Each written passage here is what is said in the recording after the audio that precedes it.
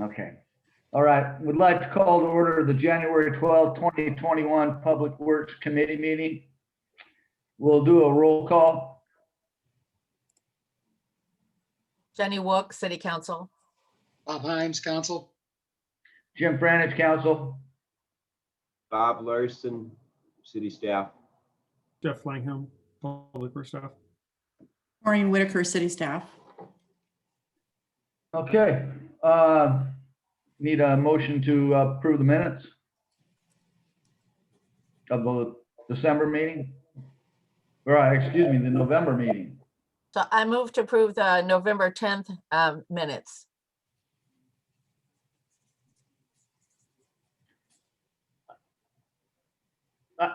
I second. Bob, you're on mute. Back here. I seconded, by the way. We double seconded. I think that counts as an approval. All in favor? Aye. Aye. Opposed? Okay, so that brings us to our agenda. And I don't have a hard copy, so I am working off two computers, just like, a real guy. First item is the crosswalk at Albertson's interest off of Borgen Boulevard. And this is an item that I requested be put on the agenda. So Jeff, do you have a overhead GIS of that? Yeah, let me pull that up real quick here.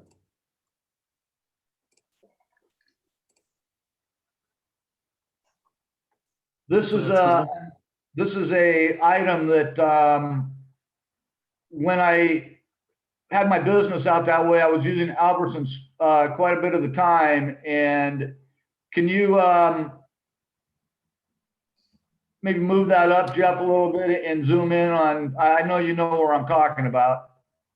Yeah, I think and I also have it in Google Street View if you want to see it from the Street View. Yeah, there we go. That's good. Is that okay? Okay. Zoom in a little more. Yeah, it looks great. Yeah, can you go up a little bit so we can see the crosswalk where it is in the entrance? Sure. It's that red colored thing there.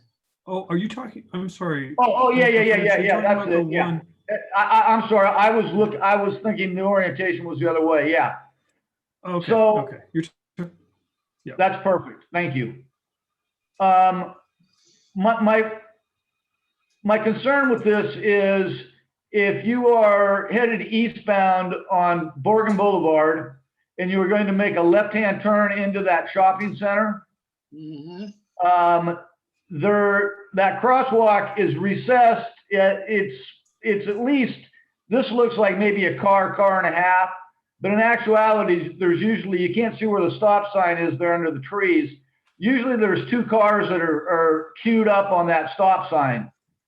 And as you take a left into there, if there are cars at that stop sign, I had numerous occasions where pedestrians would come out from behind those cars, and it was some very close calls on clipping those pedestrians. So I had brought this up when Steve Mizrak was our city engineer, and he informed me that, this crosswalk was on private property and that the city really didn't have any control over what remediation could take place there. So I believe personally it's a safer alternative to have the sidewalks running along the shoulder. But as you can see that on the west side of the entrance and on the east side, there is no sidewalk on the east side on Borgen in that section. Mhm. So I guess my question is going to be to Mr. Langhelm is, this is indeed not a city liability issue if something happens at this crosswalk? Well, only the courts could say for sure, but yes, this crosswalk is fully on private property. It's probably hard to see on this version, but there's a very faint white line there. Yep. That very faint white line where my cursor is the edge of right-of-way, private property delineation. So it is on private property. And since there's not a sidewalk along the frontage, that will muddy it a little bit, but it's not our crosswalk to operate and maintain. And we don't have any sidewalk along this, formal sidewalk on the frontage. Okay, is there, so, I mean, I'm concerned about two things, city liability and the potential for somebody to be harmed there. So is it within our purview to reach out to Albertsons and notify them of the situation, or is there just nothing really for me to worry about here? Well, I don't know if there's nothing to worry about. The ideal solution would be to take, and I'm sorry, I'm zooming out and panning. The current sidewalk that's in the right of way ends or begins. One termination point is here on the east side of the Albertsons frontage, and the other one is here on the west side of the Albertsons frontage. The ultimate solution would be to connect them, just as we do have sidewalk along Borgen Boulevard the entire rest of the way. But all that's in city right of way, and all that would be a city project. And so that would be what we would require today to make that ADA compliant and meet our standards. So the option is to either have the conversation with the owner of the property and see and let them know that there's some concerns, or take this on as a capital project. Was it a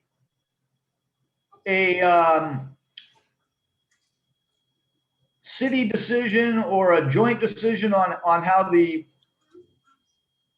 that particular portion of the right of way was constructed? Unfortunately, I'm not sure, because it was constructed well before my time. And honestly, it would have been the previous city engineer, Steve Miserak, who would have known, because he was directly involved with all of these private developments and the construction of Borgen Boulevard itself. My guess is based on everything that I've seen. I mean, it wasn't in the construction documents, so it was either agreed upon between the two parties, the developer and the city, or the city just plain didn't require it.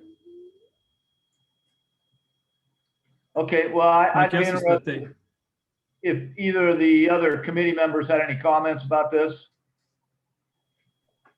I come out of there quite a bit, and I must admit, I haven't seen that issue. To be quite honest, that left-hand turn going from the exit there out of the Albertsons area onto eastbound Borgen Boulevard, that's a thrill show in itself. That's the one where you got to come out here, you come across, and these people don't realize that, many of them don't realize that you can do that. The ones coming from west to east on Borgen Boulevard, about to make a turn, a left-hand turn into Albertsons there. And they kind of cross somewhere about right in the middle of Borgen, okay? The trajectories. Yeah, there you go.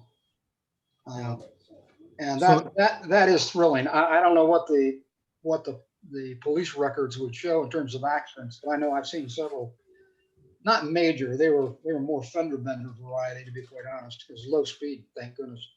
But it seems to be a prone area. So I would think that at some point we'd like to have sidewalks over there. I would think so, to be quite honest. Yeah, I can understand why. Just following up from Councilmember Hymes's comment, you can see, just to give some history for those who might not have been around when this was constructed, Albertsons was constructed, I believe, in 2003 or 2004. Costco was constructed in 2007, 2008 timeframe. You can see between the time Albertsons was constructed on the north and Costco was constructed on the south, the city changed its approach and then required right in, right out only for Costco. But when Albertsons came in, we didn't have that requirement. And I think, Councilor Himes, that's why that left turn is allowed. But we restricted it when Costco came in, because having that large of an intersection, full control at that or full access at that intersection relative to the distance from the roundabout is not ideal for Yeah. the reasons you stated. So Yeah. if we were to go back on this, we would say it would be at Albertsons or right in, right out only. But Yeah. of course, we're not proposing to do that. But if there's interest in having this be a city capital project, we could consider this as part of the 2022 budget or sometime in the future, and put together a cost estimate and see what that cost estimate comes back with. So I would be very interested in having that come back as a, Yeah, I would agree with that. That would, to me, it warrants it, both the sidewalk and then also the right only turn coming out of Costco. I'll tell you, or I should say, right only turn coming out of Albertsons. All you have to do is go down to the roundabout and go around it. Okay, and you're back going eastbound again now on Borgen. And like I say, this is an interesting area, making this left-hand turn out of Albertsons onto eastbound Borgen. I'd like to understand that a little better. Well, I think that, you know, it's maybe something that I don't really feel that with all the projects that we have going on in 2020, now that I've been assured that it's on private property, that makes me, from a liability standpoint, feel a little more comfortable. But, you know, I would think that moving forward in the future, maybe next year, that we start, at least it's on our radar. Yep. To cost it out. yes, I would agree with that. yes, totally. Okay, very good. If there's nothing further on that, we will move on to new business item number 2, which is another one that I requested to put on the agenda, and I've become very, very frustrated with the situation with this lift at the Ansich Waterfront Park. So I don't know if, Jeff, you have any updates that you want to give on the disposition of what's going on there? Sure, absolutely. And I do apologize for the length of time that lift has been out of service. So this lift that is at Ansich Park is the same, essentially the same model, same manufacturer, same model that was used for Scansey Park. We built the Welcome Plaza and the view platform at the top of the building at Jersich Dock, Scansey Park. When that lift at Jersich View Plaza was constructed, we had it spec'd out by the landscape architect. The idea at that location was to not have an elevator, but we were required, of course, to have ADA access to the view platform. We installed it. We saw that there were issues and with the integrity, I guess I should say, of the unit. We tried to work with the manufacturer to have some improvements. They weren't very much help. And so we've made some modifications to the one at Jersich just to have it lock a little better and put as much signs as we think is reasonable to provide some direction for those users. But the long and short of it is that manufacturer builds these lifts that are not very, they're not intended to go into public places necessarily. I mean, they work for the purpose. And the manufacturer has told us over and over, you shouldn't be forcing. What happens is those doors get forced. People try and pull them closed, push them open. And the mechanisms that are inside the door, automatic door opener, closer unit are not very strong. And so they break. And so you get anyone who's either impatient or not aware of it, of their own strength, and they'll just try and pull those doors closed or push them open and they break. We were aware of this when we went into Ansage Park, of course, because we'd had a couple of years under our belt at Jersey Dock. But when we went into Ansage Park, we approached it to have an elevator at that park, or to do back and forth pathways that met ADA compliance. Both ideas were immediately thrown out the door. The elevator was thrown out because it required a penthouse above it to cover the elevator, and that was going to block views. And then a path was thrown out because of the amount of square footage of property it took up to go back and forth to get from one level to the next. So despite staff recommendations against these lifts, it was installed. So here we are. We have the same issue. The doors keep getting broken. I've reached out to the manufacturer personally in 2020, and they were, again, not much help. They just basically said, yes, you should have someone there to operate the lift, or just not have the lift in public places. And so since that's not an option, we said, go back to the drawing board, and they weren't very helpful. They said, talk to your local vendor. We're not going to help you anymore with this. So we've been working with the local vendor. I now have an update from our operations group. They have been working with the local vendor, Mobility Concepts, out of Fife, and they have come up with a plan to remove the manufactured automatic door opener unit and put in a heavy duty door opener unit. They think that this solution is going to be the way to go. If this does work at Ansage Park, we're going to immediately go over to Jersey view platform, and do the same thing there. I don't have a final price on it yet. They're still getting that, but I do have a rough timeline. All of the parts have been ordered for Ansage. As of, I'm looking at an email here. As of last week, the lead time on the parts was 3 to 4 weeks, and then there was a 1 week lead time once the parts are in for Mobility Concepts to come out and install the new door opener. So again, I'm going to hopefully have before it's installed, I'll have a better price on how much the install and all these modifications are going to be. But this isn't a warranty issue necessarily. I know the question has been, why doesn't the contractors come out and fix it? Because the lift is functioning fine. It just keeps getting broken due to users. And that's not a warranty issue with the contractor. So we do hope to have this back up and online before the end of February. So when it starts to get busy down there again, and have it be a heavier duty issue or fix so that it doesn't get broken as easily. Very good. The instructions, the whole design of that thing is problematic. So I think moving away from that, the design, the way that operates right now is good. But is Mobility Concepts giving you any assurance with this new door system that they're proposing? Do they have a history with that it's successful in this type of environment? If you're talking about the public environment, no. This is the first time they've ever encountered this, and we're the guinea pig on this. So they've just been looking at the mechanism that was original equipment mechanism, and see what that part looks like. And so they've just found a mechanism that is a heavier duty one and said, let's give this a try because this is what we have to work with.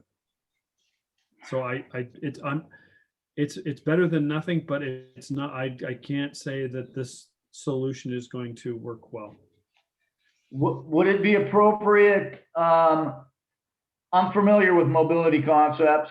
Would it be appropriate for me to have a conversation with them? As the city council member, no, this is something that we as staff need to take care of. What about as a private citizen?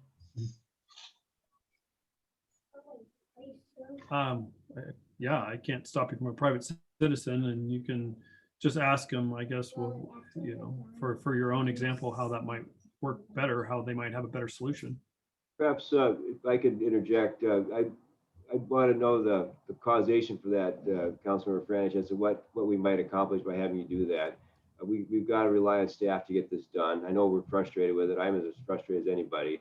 Jeff's is probably as frustrated. We got to seek resolution here. And if it's suggested that a council member is going to interject themselves, that's just going to take away from staff's ability to get these things done on other issues as well.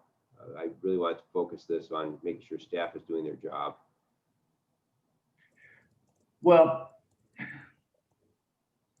and you know, with all due respect, you know, to staff, you know, I've been extremely frustrated with that lift did not work all summer. It didn't work last spring. It's very frustrating for disabled people to not be able to have access to that lower level there. And you know, I know it's a unique situation with that door down there, and I'm not trying to imply that staff is incapable of coming to a resolution with that. But you know, I guess, Jeff, then you feel that you've exhausted all of the options that are out there? No, I wouldn't say we've exhausted all of the options that are out there, because the one other option that is out there is to make it one of these doors can't be, but I think this one at Ansich just is to make it a manual door opener and closer. I don't like that option because then it's even harder for people with disabilities in many instances to be able to manually open and close that door. Ansich has a 90-degree turn, doesn't it, Jim? You go into the lift, turn 90, and then go out. Yeah, I think that's the one that's allowed. You can't. I think the one maybe it's the one at Jersich that you can't go. That's a straight through. You enter on one side and then exit on the other side, and so that cannot be a manual. But I think the one at Ansich can. So Well, that's another option. I think that sign. I mean, the thing is really confusing. It's not like a normal. People would assume it's like an elevator. You push the button and the thing's going to come up. The instructions on how to operate that system is confusing, and you know, it's no secret that I'm in a wheelchair, so I'm using a lot of elevators in different public spaces, and that I think we need some better instructions on how that darn thing works, because it's a very poor product. Would you say that the instructions at Jersich Dock are better based off of all of the different signs that have been placed there? No. Okay. No. Well, then I think what I need to do, Councilmember Franich, is related to that and just operations or having the general public being able to understand the operation of the unit, that it's something where you and Ken Andrews and I need to go down there and look at what's there and provide us with your input of what needs to be changed. Because as long as, I mean, we'll have to run it by Paul Rice to make sure it still meets his code requirements. But as long as we can, if there's a way to improve the instructions, then I'm all for that. Okay. Okay. So I know Councilmember Wook has had her hand raised. Thank you. I have a question for you. So you said you didn't know how much this was going to cost. Surely you have some idea how much this is going to cost. Yeah, I thought it was right around in and around the $5,000 range, but I That's don't. fine. It's not 20. It's not 50. It's not Yeah. one. Okay, that's what I was wondering about. So thanks for attending to this as quickly as possible. And I'm sure it's frustrating for everybody. So thank you. Yeah. Okay, well, that's very good. Thank you for that information. I'll look forward to seeing those parts, and then, once we get moving in that, sometime in February, maybe you can set that meeting up with, Mr. Andrews and myself and yourself, or whoever you see fit to, have an on-site meeting. You bet. I'll reach out to you, Jim, and see what day, time works best for you, and we'll get that done so that by the time we get everything wrapped up in before the end of February, we'll get all the signs in. All right, very good. Any other, comments on this by the council? No, thank you. Okay, very good. Thank you. All right, that takes us on to new business item number 3, the Stinson Harborview intersection improvement project status update. Yeah, you bet. And I've got an image for this one here. I'm going to bring the image up and then I'm going to talk. So here we go. Oh, sorry. Sorry, let me do one thing first. There we go.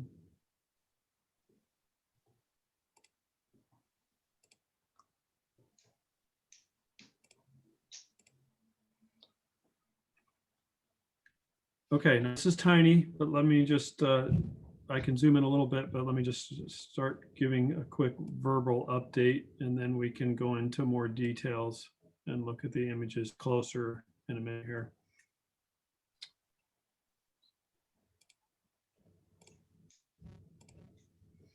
Okay, so as all of you are aware, we're nearing completion of the design of this intersection improvement.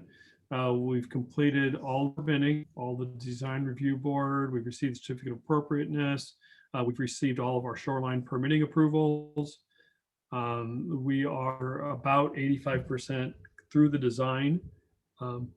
We're not, because of the time frame on this, we're not going through our standard 30, 60, 90 review. We're just doing what we call over the shoulder review. So as the designers are proceeding, when we feel it's appropriate, we ask them for the latest PDF versions and they shoot them to us. We review it and then provide them comments as they continue with design.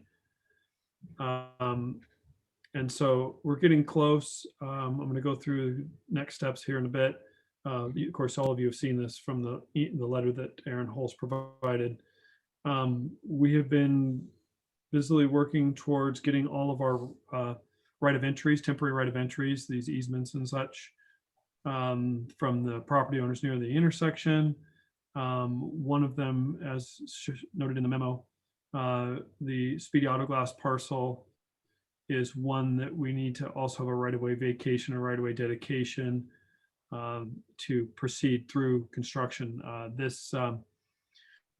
This parcel has a portion of the building that is in our right-of-way, and we can see it in this drawing when I bring it up. But it also has a portion of the existing sidewalk that is not a right-of-way. So we're trying to work with Mr. Rourke as the property owner to swap pieces of land so he can have his property or his building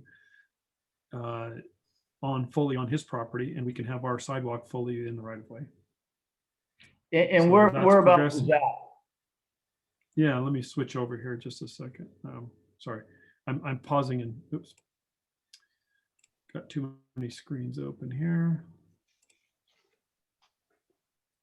Okay, I'm pausing the screen so I don't make everybody nauseous when I flip back and forth on my screens here. Okay, I've zoomed in to the drawing. Can everyone see that? Yep. Yeah. Okay, so if you can see my cursor, and I can change the color of it if it helps, but right here, there's that long dashed line. That's the right-of-way / property line. You can see Mr. Rourke building is over the property line by quite a few feet. Yeah. But then over here, you can see, again, here's the right-of-way / property line, but you can see our sidewalk. And it's the existing sidewalk where we're changing the grade of the sidewalk, but the location is horizontal location is essentially the same. But you can see our sidewalk goes on to his property. So we're trying to work with Mr. Rourke to have this area dedicated as right of way, and this area that's currently right of way vacated for Mr. Rourke's use. Okay. Okay. Okay, and then just the timing and the steps. So as you saw again in the letter from Aaron Holst, next steps are to finalize all the acquisition offers. That's this month. Finalize the right-of-way process. That the goal is April 1st. Finalize the actual bid documents. We call those PS&E, plan specs and engineering. Also by April 1st, and then be out to bid sometime in April. Award it at maybe either at the end of April or first council meeting in May. And then if it's awarded the first council meeting in May, then we'll issue that notice of award. And then depending on how fast the contractor has to bring paperwork, shuffle back and forth, get all the contract documents in place, insurance certificate, all those notices, potentially could be breaking ground on, I would say, in early June.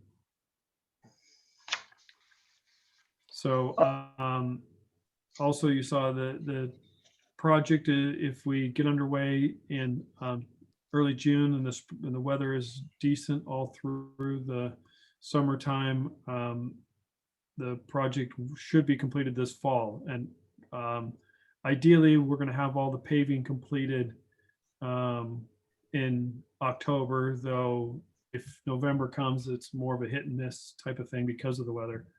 But we hope to have all the paving completed, and then the project substantial completion, meaning striping and signs and all that, will be completed before the end of fall. So sometime hopefully before mid-December. Okay.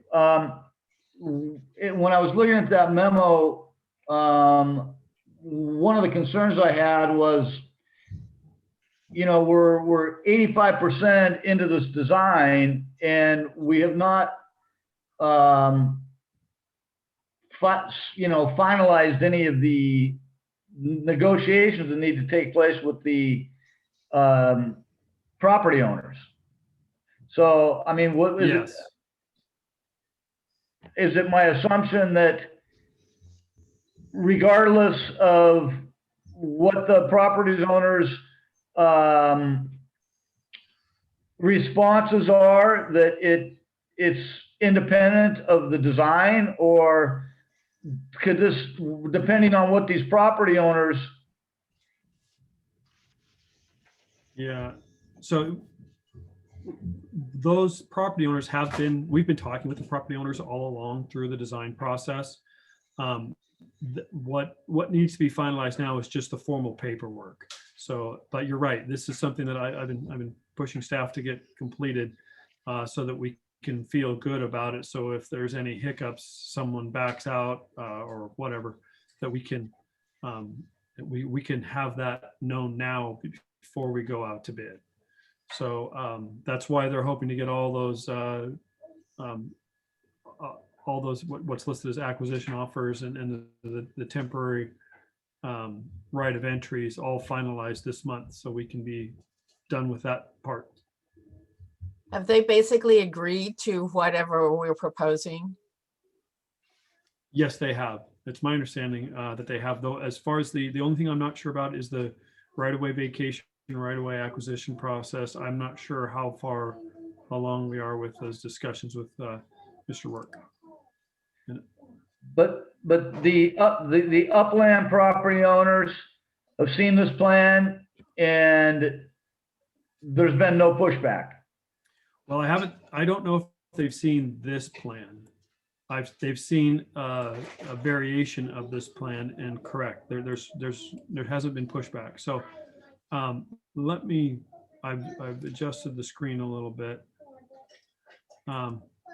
There's very little area. There are some areas, but there's not much impact that we have to these upland property owners here this north is to the left. So this is the west side.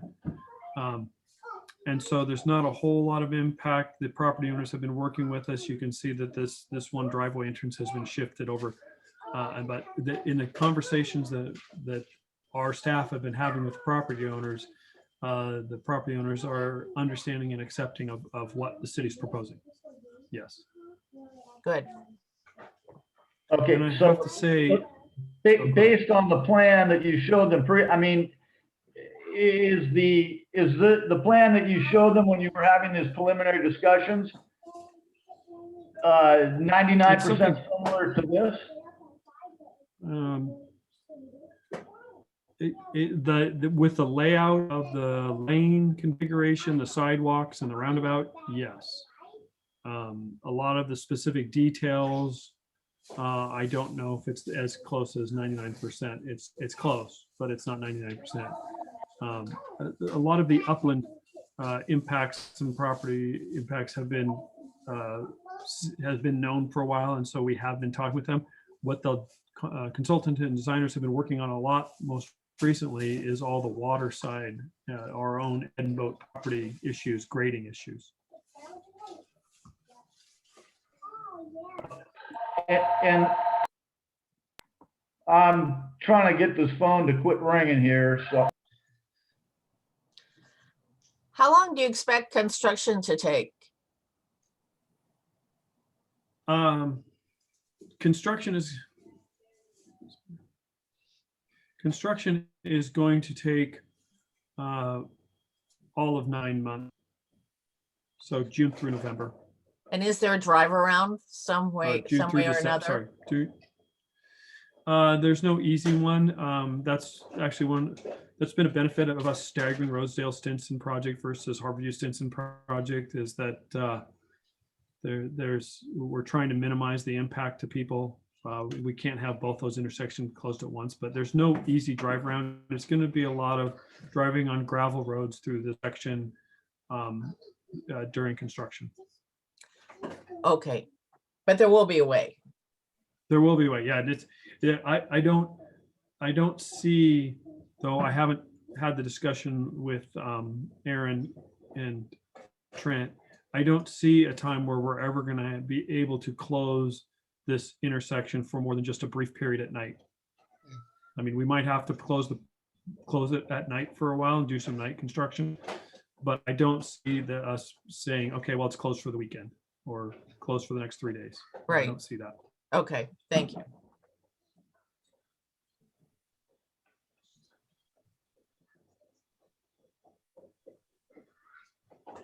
Okay. Any other questions on this design at this point?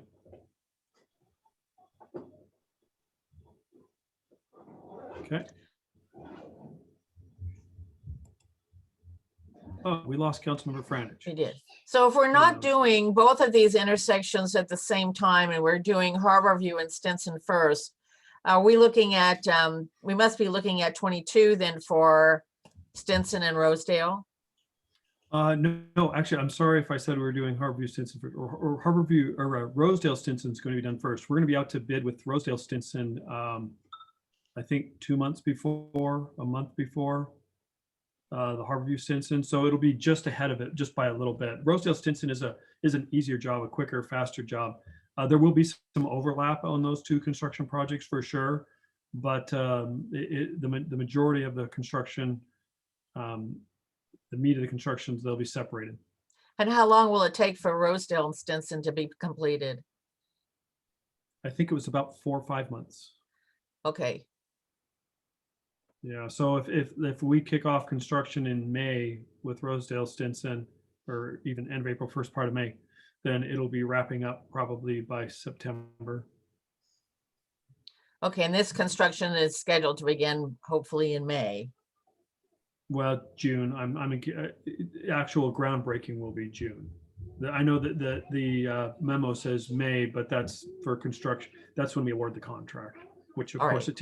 it takes about 21 days is our typical time frame for contractor between notice of award and notice to proceed. Thank you. Yep.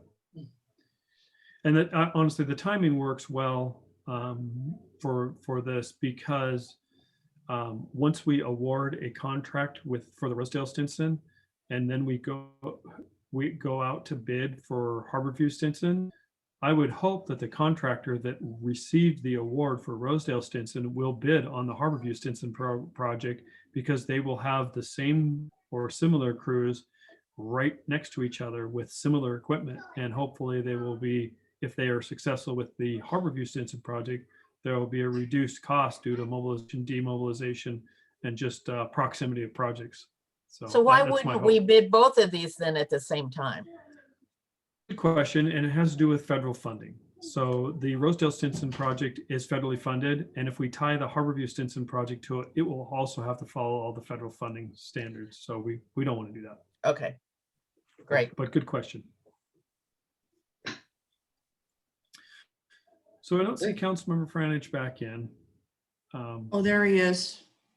Okay, we'll wait. He's coming in. Promote to panelist.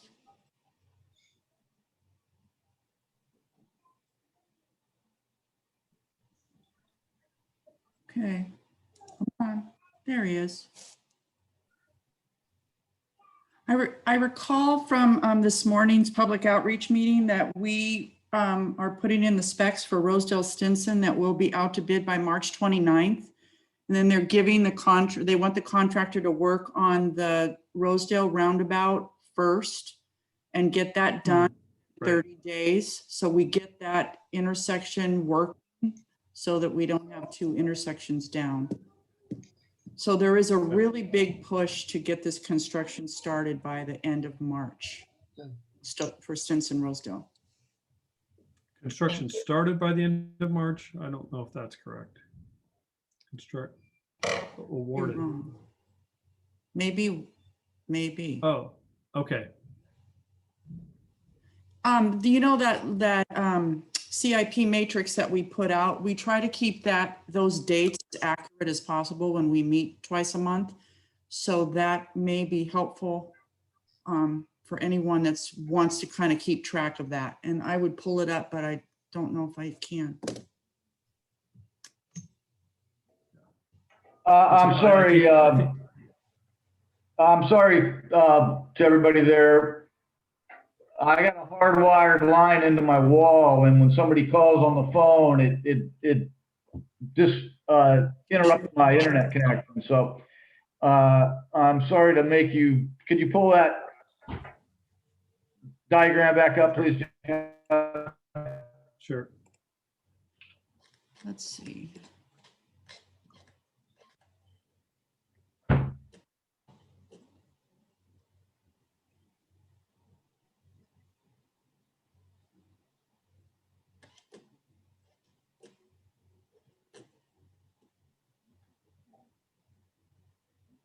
Can you scroll that down to the new parking places on Harborview?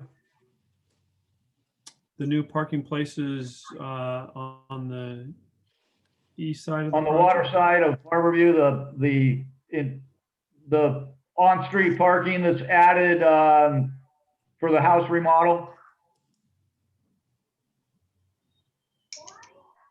Well, they're on both sides of the street. They're on both sides of the property. So Well, the there's ones some close to here my and there's house. some.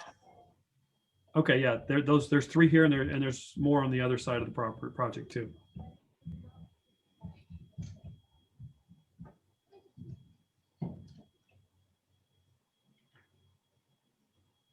So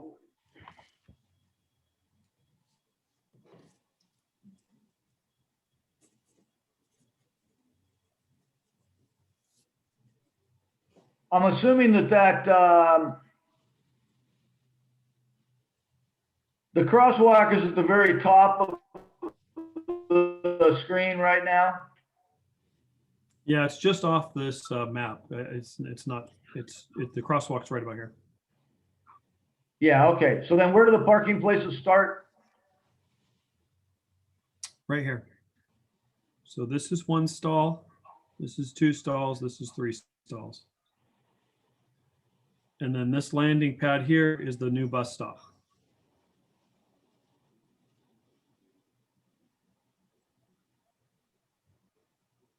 Okay, well, so, you know, in looking at, could you keep going west with the screen, please?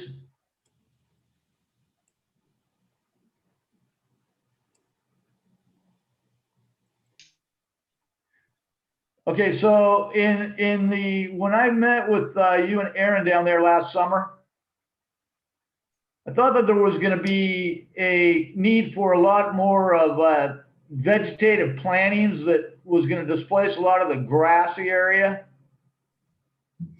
Oh, yes, this plan, this is not the landscape plan. This is just the roadway alignment and the hard surfacing Okay. plan. So is there Yeah, still going to be there's, all of that displacement of the grass area is still going to be taking place?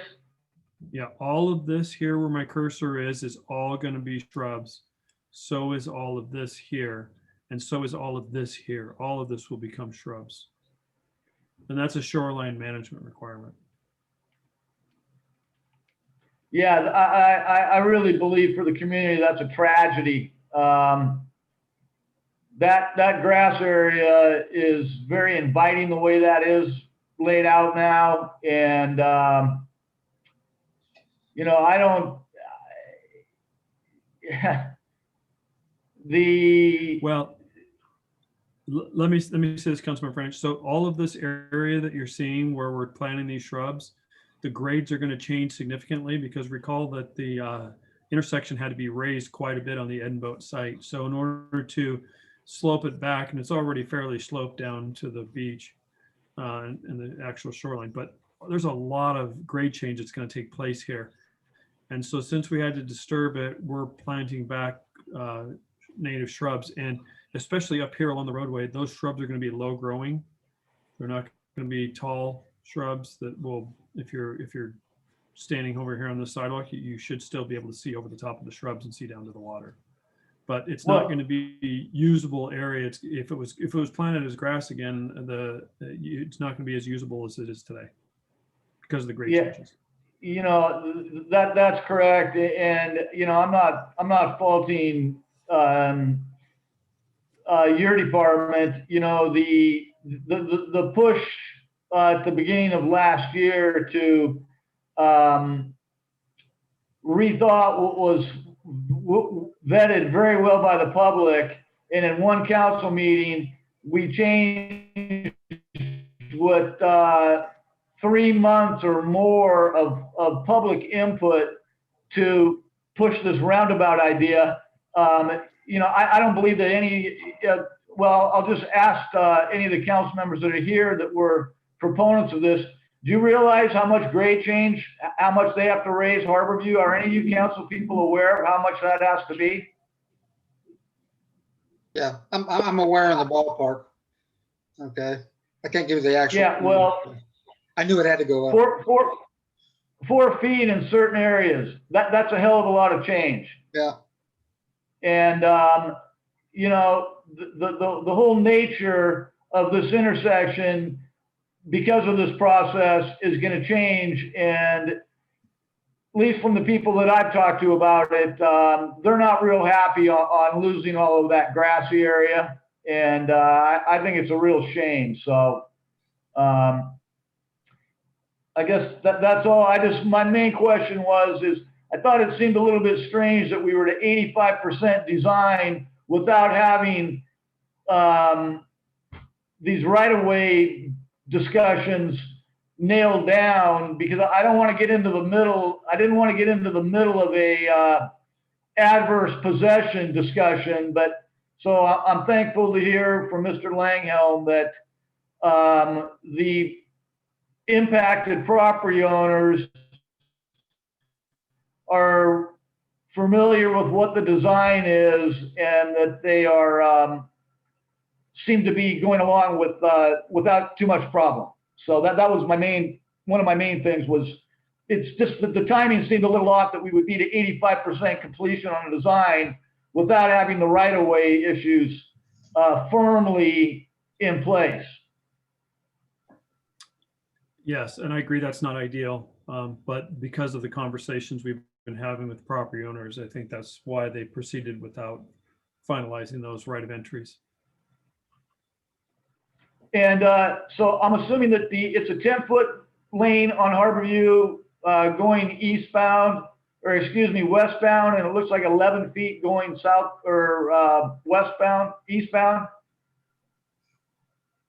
Yes, though it's just 10 foot right through here, and you can see it's striped at 10 feet, but there's more distance from the back of the parking stall to the edge stripe. So it's 11 feet through here. So it's striped at 10, but it's probably going to feel more like a. And is that the consistent width around the corner? I think so. Let me pan over there. Yeah, 11 feet, both lanes here. And it doesn't show here, but it looks about the same, 11 feet.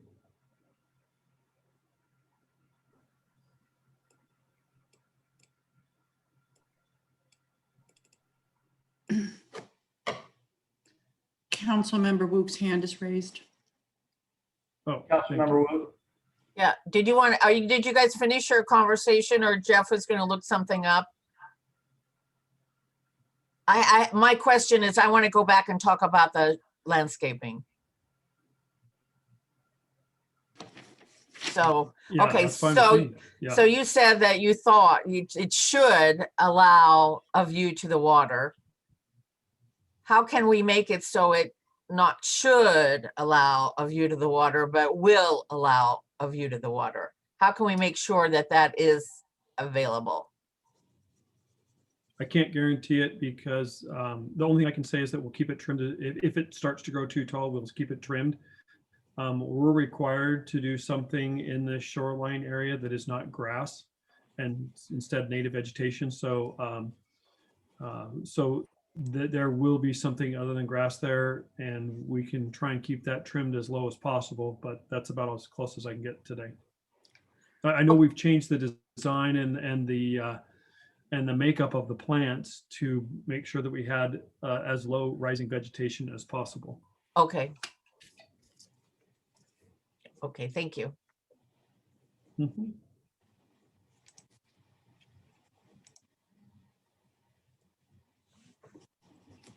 Well, we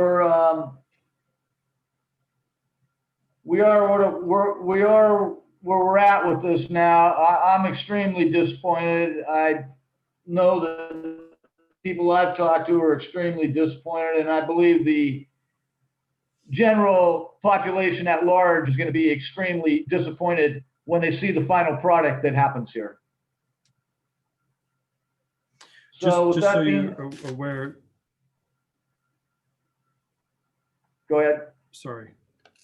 Well, I was just say, just so you're right, the comments that I've heard on this, and the comments that I've heard through staff on this have been very positive from the general public. They've been very excited to hear and see this constructed. So I haven't heard, other than the people who were adamantly opposed to roundabouts when we first had the discussion 2 years ago. That group still is adamantly opposed to roundabouts, but everyone who has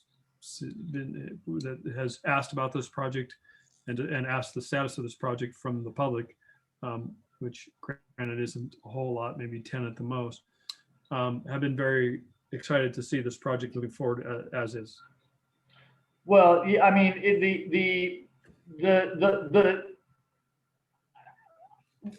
am I correct to assume that it's not the roundabout that's necessitating the removal of the grass and the plantings?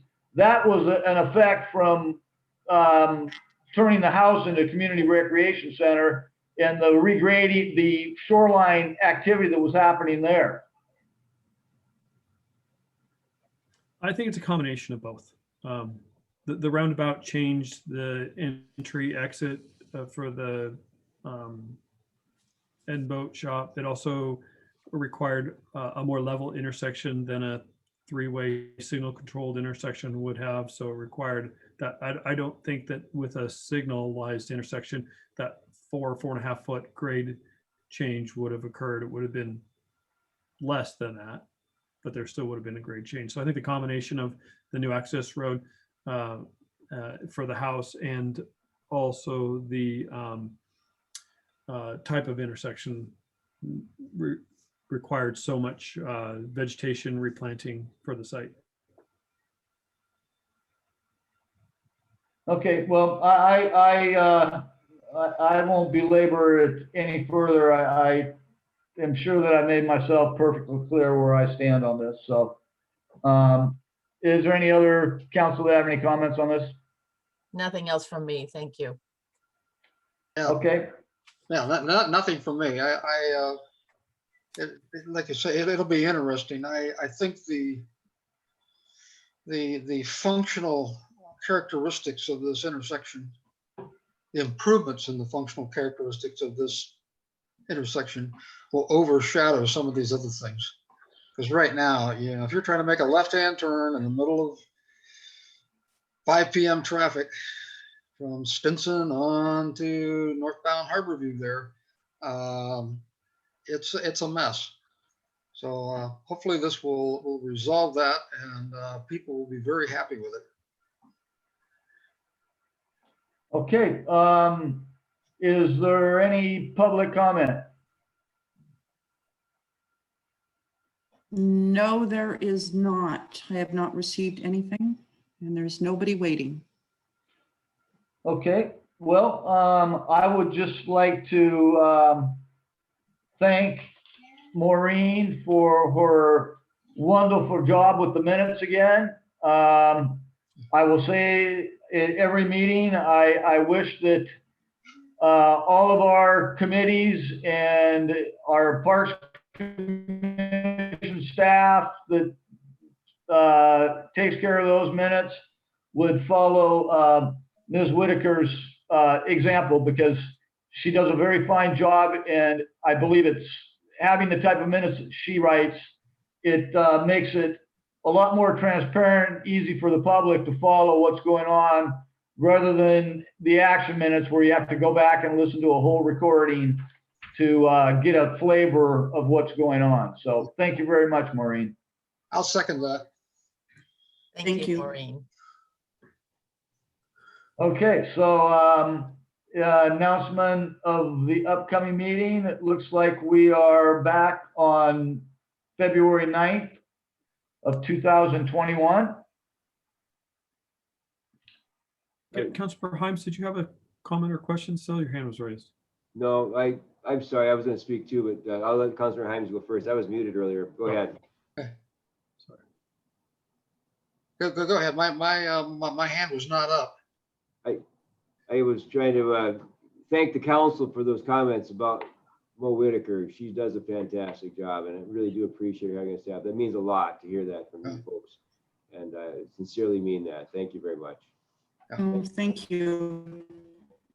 I don't feel I want to put those in the minutes because that comp, because I'm going to have a lot of other admins upset with me. But the reason Jeff and I has definitely given me the guidance that this is what you want to see in this committee, and that's what we're going to give you. So that's kudos to Jeff as well. Great. Your humility is rare in a political setting. I'll put it that way. And thank you. Well, maybe at the,